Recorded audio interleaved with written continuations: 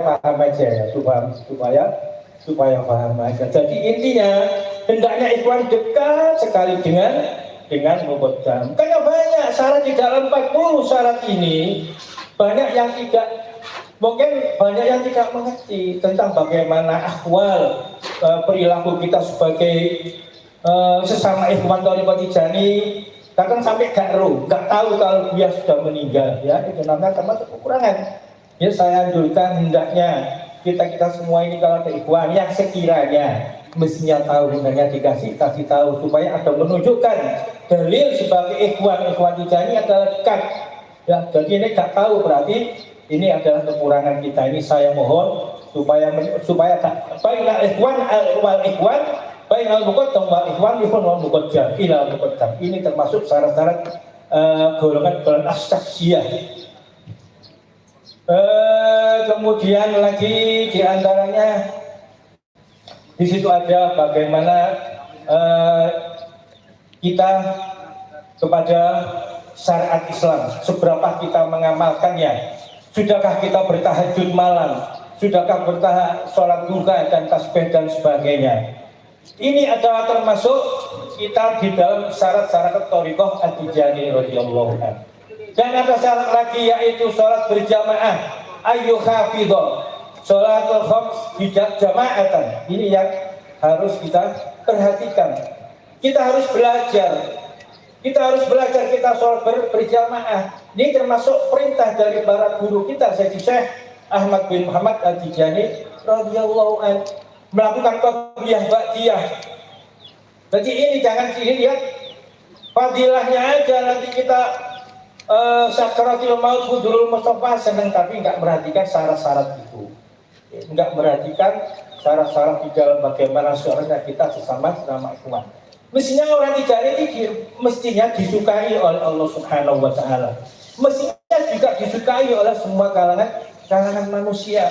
Karena secara kepribadian kita sudah dianjurkan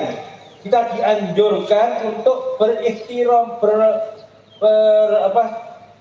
bersahabat yang baik. Sampai di syarat yang ke-18, insya Allah yang ke-18 atau yang 16 itu ada ihtiramul ulama, ta'zimul ulama. Nah ini nanti jangan sampai kita kurang memahami tentang agama ziarah, kemudian memahaminya tidak mau dengan ulama yang bukan Tijaniyah. Ini namanya, insya Allah menurut saya ini kesalahpahaman, karena di situ ada ta'zimul ulama, ada ihtiramul ulama, ada ikramul ulama. Itu insya Allah di syarat yang ke-18.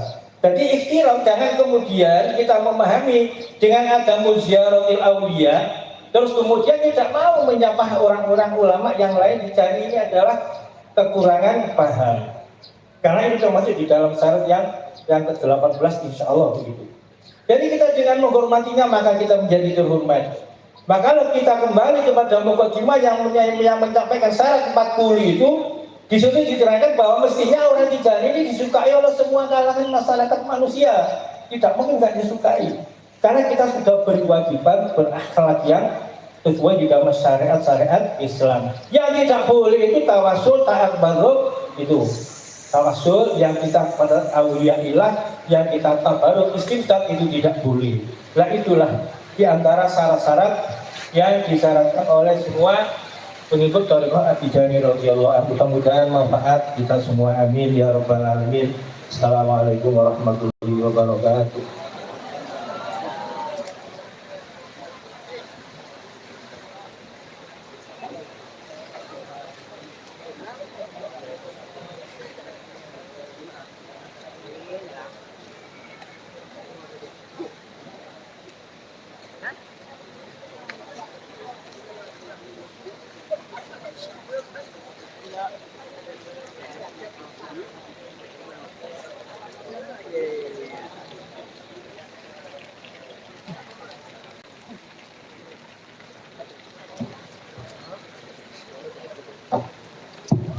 Allahu Akbar, Allahu Akbar, asyhadu an la